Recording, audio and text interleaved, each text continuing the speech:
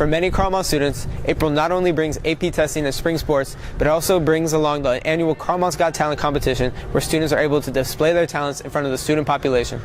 From Scott Center, I'm Kian Karamdashti. For any talent competition, the judge plays a key role. I caught up with sophomore Brock Lottie to find out what he was looking for in his contestants. Really loud at some points, and it shows true passion. It's just something I actually know a lot about. I'm a very passionate human being. We're looking for originality,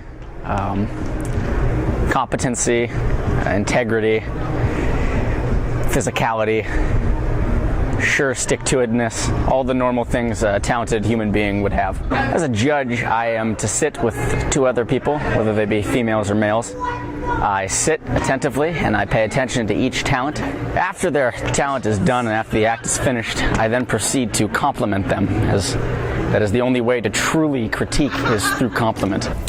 I was in the three-man group Asian Persuasion with Mandy Noto and Jerome Mariano.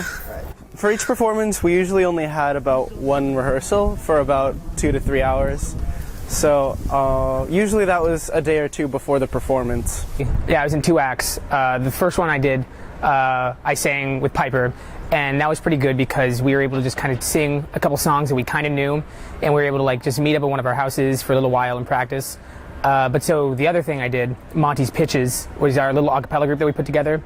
It was actually really cool. So we had Snehal in our group who would basically write the music. The first song we did, it took about a week to learn, and then the second song I think we had 2 or 3 days, and then the song that we did for the last one, we had 1 day to put together, which was really crazy. I felt like for this, people were really able to kind of have favorites that they were rooting for, and people were coming each day trying to see their favorites, and people were actually eager to see who was winning. And I think compared to other lunchtime activities, this just, I feel like it's a lot more entertaining because kids are performing in front of you, and also you had so many different types of performing that was happening, and it was a lot of just kind of the competitive aspect and people being more engaged into it.